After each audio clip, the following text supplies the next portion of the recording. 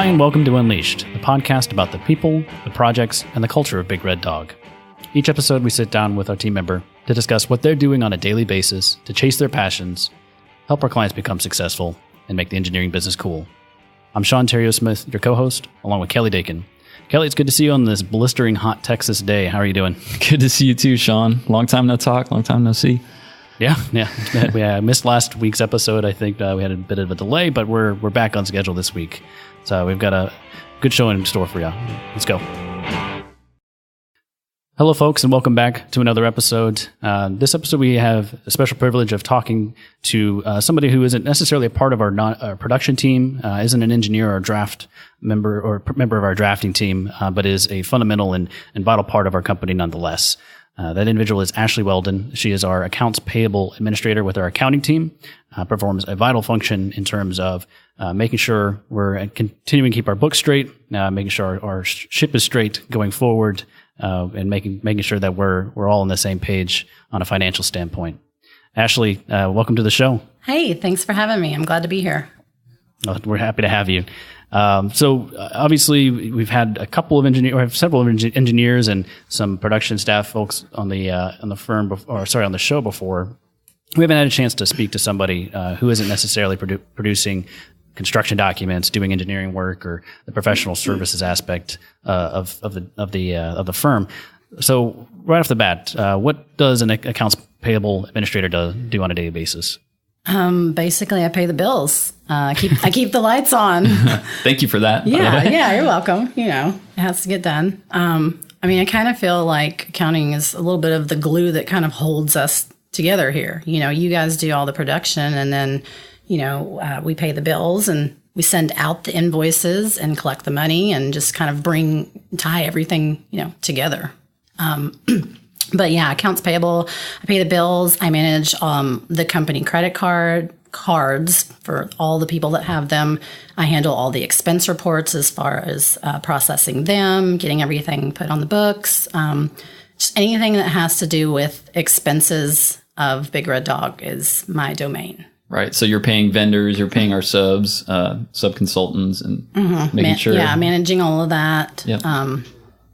Everything that goes along with that. So one of the reasons we wanted to have you on, Ashley, is because you're part of a hardworking and very talented team there's 5 of y'all back there now. There I think. is. It's sort of like a hidden part of our company or any company. But like you said, it's kind of the glue that holds the company all together so that everyone else can kind of focus on what they're the best at. So, well, and it's crazy to me too, because when I started just 2 years ago, how we've grown, not only the company, but just our team has grown too, to deal with the increase of everything from the company growth. And so I started out and there was 3 of us. I was the third person, and we added in a fourth person, and we just hired a fifth person. So and all in 2 years. And it's crazy to look back and just see where we came from and how we function now. And I love our team. I really think, that the girls that I work with, we gel so well. We get along so well together, and we communicate well, and we have a great time. And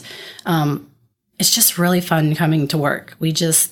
I love who I work with, and it's really hard to put together, I think, like a group or a team like that just gets along really great and that you have fun with, just like Cliff's team. Yep. Like you can tell where the tight-knit teams are here. And I think that says a lot about our hiring process. We really put a lot of thought into who we hire, and it's not all about what boxes you check on paper. It's also about how you're going to fit in with everybody else here and our culture, and how you're going to get along with everyone. And I like that, because it's not like that at a lot of other companies. The culture is not as big of a factor as it is here. And you can see that in the people that we have and in what we produce and who we are as a company. That shines through, I think. So. Right. So you mentioned you've been here for 2 years. You just celebrated your 2-year BRD anniversary. Congrats. I'd like to talk a little bit about your journey to Big Red Dog and how you found Big Red Dog to begin with, and what other kind of industries you have worked in. It's funny. I found Big Red Dog, I think, like a lot of people, from what I understand, oil and gas kind of crashed a few years back and all of that went down. I was working in that industry doing accounting.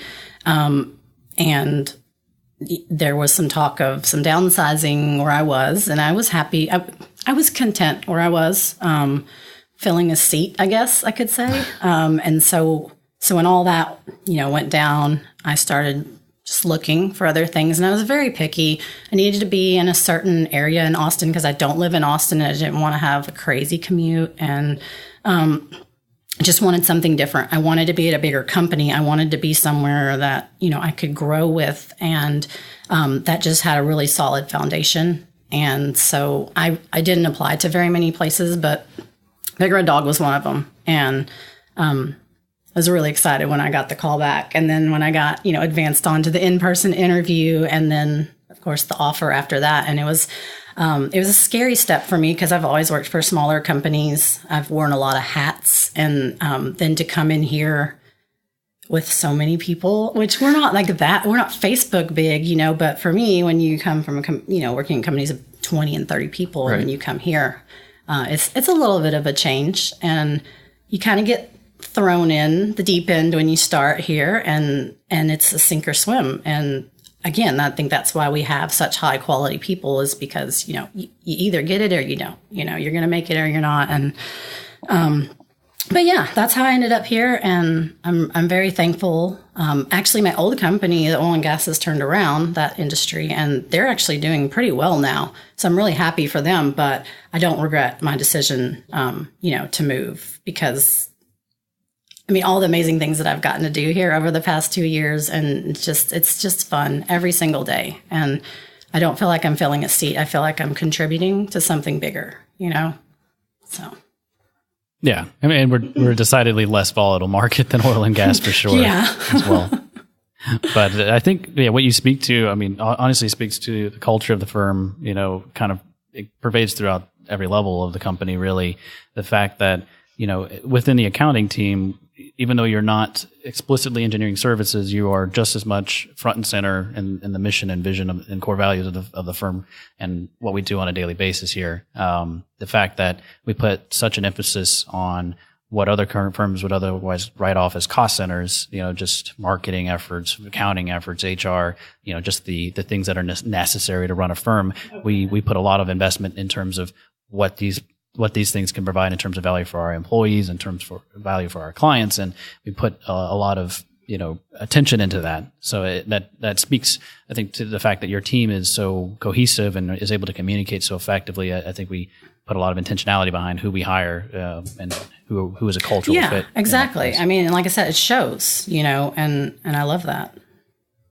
So, that it's a necessity in accounting. The amount of communication necessary is pivotal. There's so much stuff, data going in and out. It's absolutely necessary. Yes. And our setup here too. That was another thing that was really new is going from maybe sharing an office with one person or having my own office to having a wide open space and you've got multiple people in a large room or multiple people in an office because there's 4 of us in an office right now.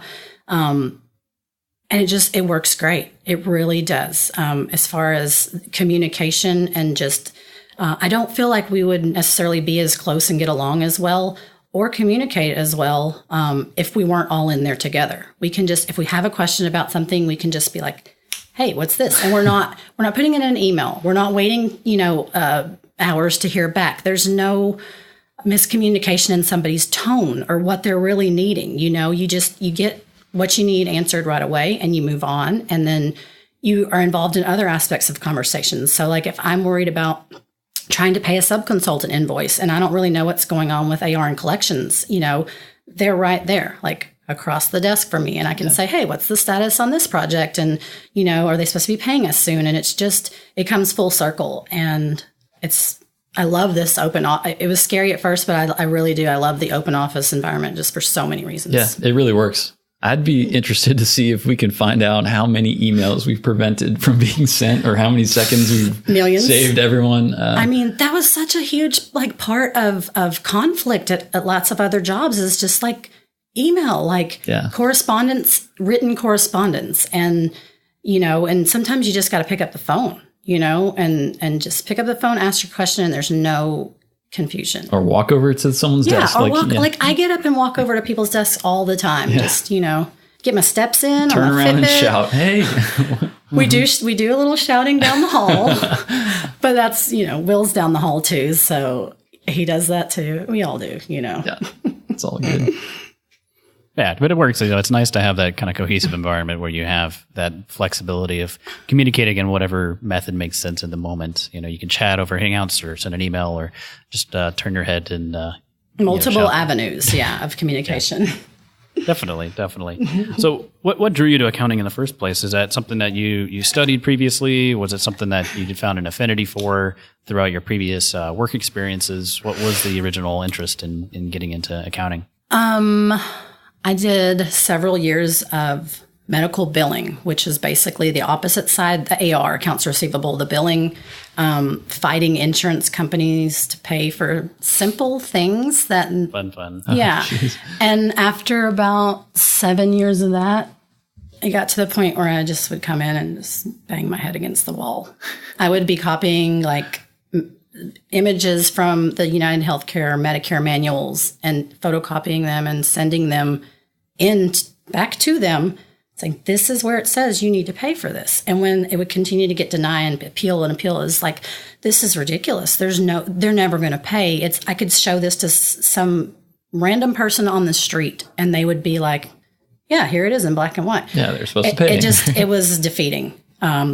So I switched teams, actually. I got recruited by our current company insurance, who we had insurance through as a company. They recruited me to sell insurance.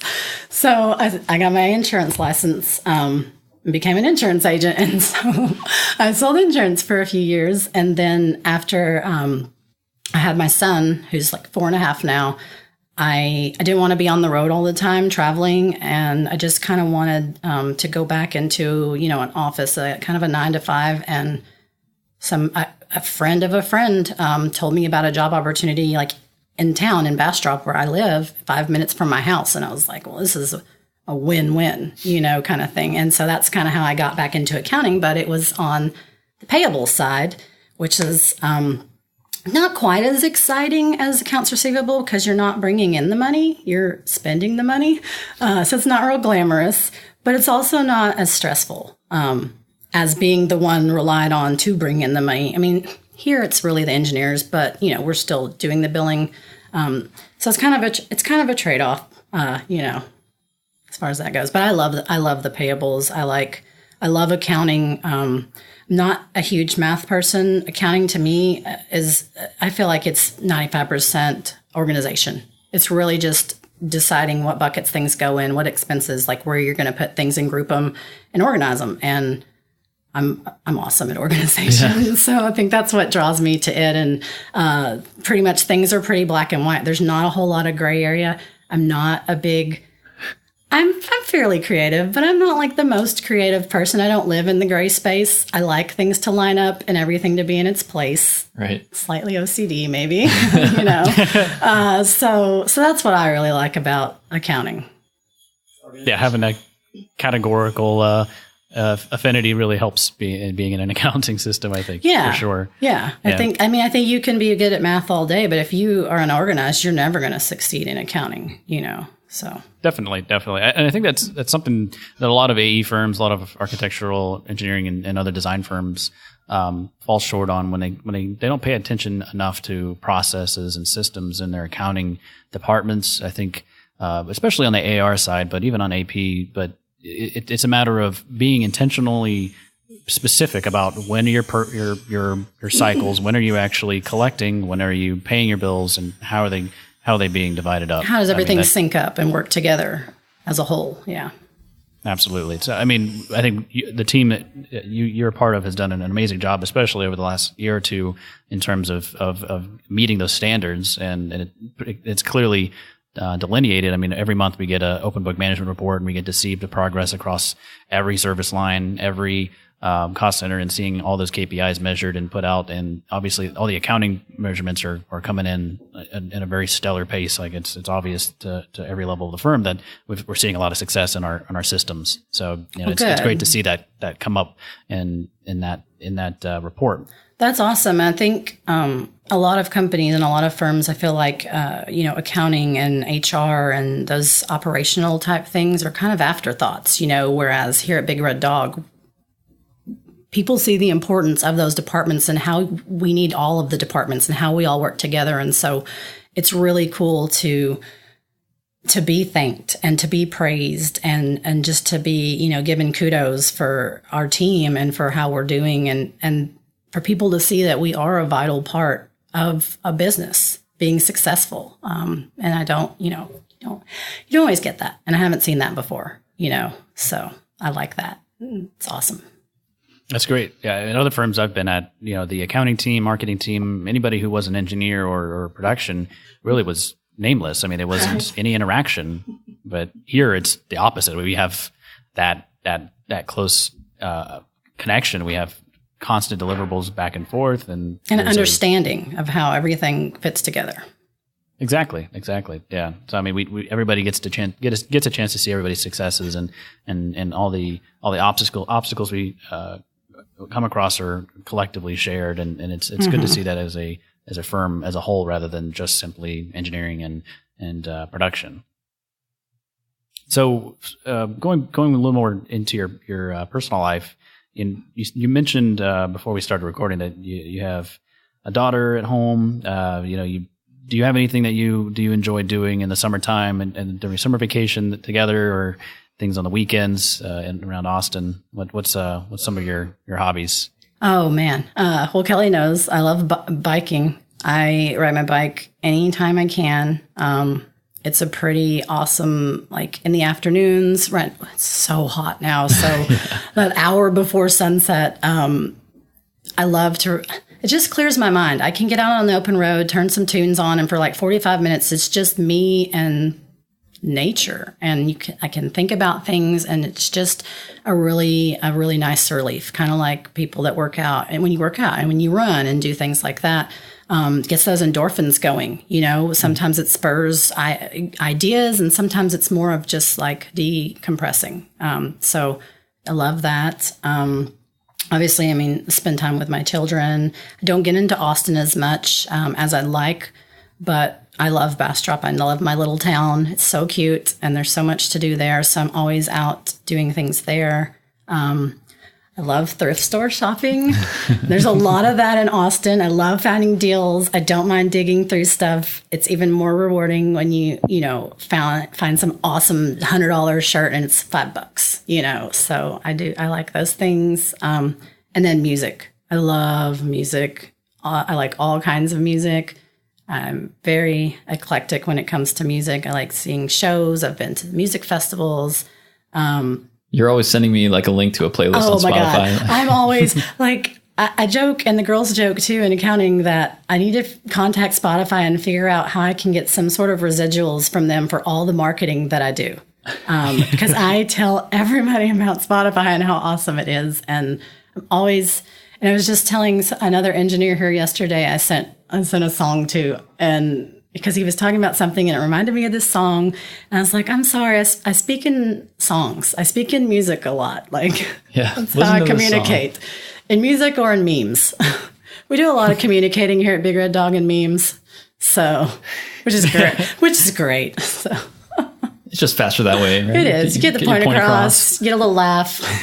It's a really good way to be like, also not passive aggressive about something too. So when like, you can ask anybody that's been missing receipts. Wait, I think that is passive aggressive, right? Well, I try to make it a little fun. Just like, hey, I'm missing these receipts from you, and send a funny little, meme like from Office Space or something. Like, if you could give me those receipts, that'd be great. I don't know what that's like, Ashley. No, because you're awesome. Because I always get my receipts. You do, Sean too. Like, I'm never missing receipts for you guys. So I need to get some little trophies made to like hand out to people that go, long spans of time with no missing receipts. I mean, I try to make it fun. Like payables, like sometimes people dread accounting, harassing you for receipts all the time. We're like, you didn't do this right, or why don't you have this? And that's just not my approach to things here. You're not always going to have your receipts all the time. If you're missing a $2 parking receipt, there's no sense in like, why does it matter? Like, it's $2. IRS is not going to come after us, for that. So there's no reason in creating drama. It's just, I like people to want to come and turn in things and not dread coming back to accounting. And I feel like kind of when I started, it was a little bit like that. I'm not saying I'm the reason for that shift, but I've made it a point to make accounting more inviting. I pop my head in all the time. You guys are always playing the music. It's great. We jam. Come in and say hi for no reason. I'm the DJ in the room, so. Do you need anything? No, I'm just coming in to say hi. See what you're listening to. I know some of our team members listen to this podcast, so if you're listening to this, even if you're in other offices, stick your head in that room and say hi to the accounting team there. We're usually having a good time. They're always talking and having fun usually, unless it's like a certain... Unless it's end of month, end of the period, and we're cramming for a deadline, or we're about to start billing and sending out invoicing. Then it's a little tense, but not. Still say hi, still wave, but don't linger. Just get out of the way. Yeah, we're kind of tucked away in the office in Austin, so yeah, we always invite everybody to come and stop by and see us in our little corner. Well, I hate to break it to you, the IRS actually listens to this podcast too, so now they're going to be hounding us down for sorry, that $2 Jackie. receipt. Find that. Sorry, Will. They're coming for us now. Yep, exactly. Well, we definitely have to change the name. For sure. So can you go over a few things to you? What does it mean to have a successful accounting team? Or what are the essential ingredients to you being a part of that team that really drives the effectiveness and the success that you share amongst your 4 peers over there? I mean, I feel like we've already kind of touched on some of those things, communication being a big thing, and how well we communicate with each other. And not only that, just with the rest of the firm. Making sure information is shared with everybody involved. And gosh, that's always going to be, a downfall of every company. I feel like communication is always like the hardest thing that you are constantly working on, is making sure that looking forward, and when you make a decision or something's going to change or you're going to release information, that you're encompassing everybody that's going to be involved in that, looking down the line and seeing, kind of like a family tree, like, here's the few people that I know that it's going to affect, but what about the other branches? And so just getting that out there to everybody. I think we're definitely doing a lot better job on that. Organization, knowing how to do our job, continuing to improve at our job, learning new things in our software, or once we get things down. We did the beginning of 2017, it's been a crazy ride these 2 years. There's been so many changes. We, rolled up all of our LLCs, all of our other offices were their own companies. And we started out January 1 of 2017, rolling all those companies up into one company. We also did a complete software rollout with brand new software. There were so many things that happened in that time. And so by now, we've really had some time to work in Deltek, and we know how to use it, and we're learning how to, use it the way we need it to work, and how the information is going to be come out, and so that's something we're always working on, just trying to be more efficient and trying to make sure that really we also try to make things as easy as possible for the engineers. Like, we don't want them to be doing any more work than they have to, because they're there to make money, to do what they need to do to bring in the money. And so yeah, whatever we can do to make it easy for them to submit their receipts or their expense reports or anything like that, we're trying to be proactive and put that out there, and not necessarily be reactive when everyone's like up in arms and they're like, I can't do this anymore. We want to see that before it happens and put steps in place, for that. So I think that's definitely a big focus of ours as well, is just being a good support system for the engineers so they can do what they need to. Great. Awesome. No, that's a great answer. Thank you. I appreciate that. So I guess tying up toward the end, we started a kind of a section of the podcast on the last episode with Joel, and we're hoping to continue that going forward, and asking kind of a consistent set of hot seat type questions. Sort of get a consistent get to know you kind of outro sort of section. So same as before, we wanted to basically break it down into 3 questions. So the first one being, if you had to add a book to the Big Red Dog Global Library, what book would that be and why? Oh man, I've thought about this. You sent me these, and this one was, oh man, so kind of funny. Obviously, I'm a mom and a little older, and we have a lot of younger people here.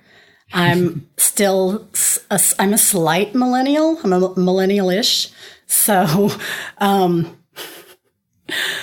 this is kind of a joke, but it's also kind of serious because there are so many things that these interns and these graduate, like these first-time people, that's their first job, come in and you expect them to know how to do, and they don't. So I kind of joke that your mom doesn't work here. There's a book called Your Mom Doesn't Work Here that we could add to our Big Red Dog library, just letting people I taught somebody how to address an envelope, everything's done in email, and this person didn't know how to properly address an envelope to put in the mail, where to put the stamp, where everything went. You know what I mean? Yeah. Like things like that you take for granted that you think somebody's going to teach you, how to make coffee when the coffee pot's empty, and how to run a dishwasher, and just like. So this is an actual book, like Your Mom Doesn't Work Here? I Googled it. There is an actual book. It's more of funny passive aggressive Post-its, more so than it is real educational information. So maybe that's something I should work on. Maybe I could write that book, and then we could add it to the shelf. So I don't know. It's kind of a more funny answer to that question. But there's also a need for those things too, So yeah, for sure. So her answer is she's writing a book currently. She's writing a book for the library itself. That makes there we sense. go. I like it. If you can't find one, you make one. Yeah. Yeah, I don't know if we're giving in any advances for books to the firm. It's not in the budget. It's in a package, but we'll work on that part. Okay. Talk to HR. All right. Going into the second question. So if there was if Big Red Dog didn't exist and you couldn't do accounting, what would be a profession or occupation or some way of providing for yourself and your family? What would you do? Kind of a dream job. Well, I thought the dream job question was when you didn't have to worry about providing for your family. You got to pick what you wanted to do, or you didn't have to make money. I started out in journalism, so I was the yearbook editor in high school. I mean, we won a lot of awards for the state of Texas. I was really into that. I still do. Like, ask Kelly, when he's not in the office, I am taking pictures for him. Sending me pictures. Sending him awesome. pictures. I love taking pictures. So probably like photography, something like that, and it's hard to make money in that. So that would be a dream job, but I don't know if I would be able to support my family. We may be living in a yurt on the beach, taking some awesome pictures. That sounds awesome too. Yeah, I mean, Yurt on the beach sounds like you're supporting your family to me. It sounds pretty great. But yeah, like something in that field, and even something that would translate here and kind of future aspirations. I love accounting. I love all that, but I love people. I like to talk. I like to meet people. I like to be around people. And then just from being an insurance and the past marketing background too, I like marketing. I love, especially when you really love what you do or your product or what you're selling, it just comes naturally. You don't have to try. You can just talk to people and your pride and your passion, it just exudes, so that's something. You hear that, guys? Hear that, HR, Will? Like the next open door, I'd love to be in, an HR marketing role, a recruiting, where I can go and just share with people how much I love it here and why they need to be here and why we're better than everybody else, So kind of two answers to that question, Cool. So that should make this last question a bit easier since you have marketing aspirations. Oh, okay. So kind of one thing that I'm always curious about is people's interpretation of our mission. So what does it mean to you to make the engineering business cool?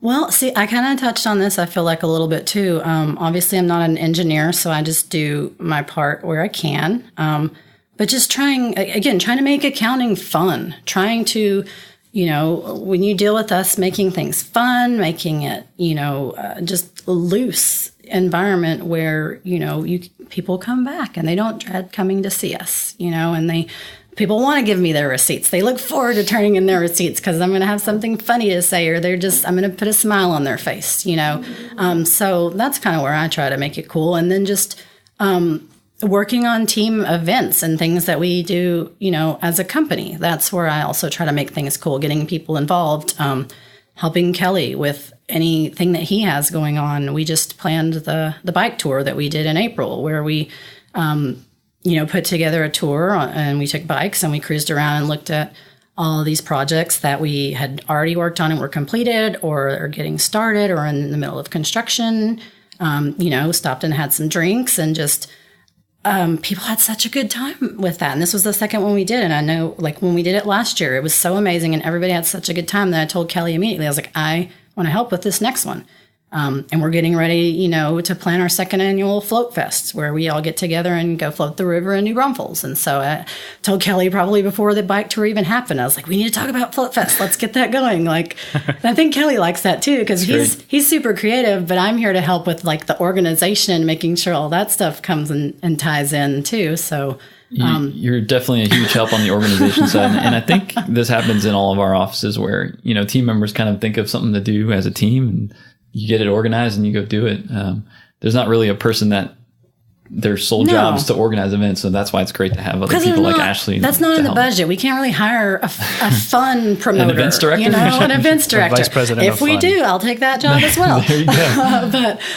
But yeah, and that's what's so cool is there's so many of us here that want to do these fun things together as a group. And it's really cool and it's really inspiring. And, and for me, especially, having a family and having kids I don't get to go out and do all these recreational volleyball tournaments and things like all these younger people do. And, so when we do these things as a team, I love it. It's recreational stuff that I don't ever get to do. And not only that, being in accounting, we don't interact with the engineers all the time and we don't know them real well on a, personal level and really know everything they do. So when I get to hang out with people from other groups and other market sectors, and just really get to know them, I like that. And then I think it translates really well into working together. So if if somebody's missing a receipt or somebody doesn't do something, you don't get as frustrated with them because you know them. They're cool and it doesn't bother you, whereas maybe somebody that you've never really talked to, it may be oh, geez, but you just you let it roll off. And so I really that's one of the things I like the most about doing all these team events and is just getting to know everybody and how they look at things and what they do. And again, kind of boils back to communication and just working together cohesively and building the brand. Yeah, no, that's awesome. I'm glad you get that sort of connection with the people you work with. And Kelly, I'd encourage you to find a way to do a bike tour of the projects in Houston. It won't take about 3 hours or 3 days. That might be a van tour or a car tour or something. Maybe 4 or 5 cases of heat stroke or something. But I'm sure you could figure it out. I think we'll be fine. Houston's huge, man. Depending on the time of year, y'all could do a boat tour. Yeah, it would still take about. Is it too soon? 24 jokes? Hours of getting around for sure. But no, I really appreciate it, Ashley. Thank you. Thanks for being on the show with us today and talking about your experience here. I was so happy to do this. It's really cool. When Kelly goes on vacation, I will be happy to sit in as a co-host. This is real cool. I love it. We're co-hosts together. We're collectively co-hosts. No single primary. Well, yeah. I'll keep his chair warm if you have something. If something happens. It would be fun day in the life. Great. Well, thanks again. Appreciate it. And thanks for everybody taking the time to listen to us today. As always, you can find us online at bigreddog.com/podcast for our show notes. You can find us on Apple Podcasts, Google Play, Spotify, Stitcher, or anywhere you find your podcasts. And if you have a chance, please leave us a rating and review in that storefront. We'd really appreciate it. And Ashley earlier mentioned the bike tour. So I'm going to go ahead and plug our YouTube channel and also our videos. We do have a nice video recap of that bike tour where Ashley does make a cameo on that as well. So look us up on YouTube. Just search for Big Red Dog, or on Facebook, click on videos on the left side and check us out. We got our team members on there, some of our projects and some of our team events that we do. Lots of fun stuff. Great. Well, thank you again for listening, and take care for now.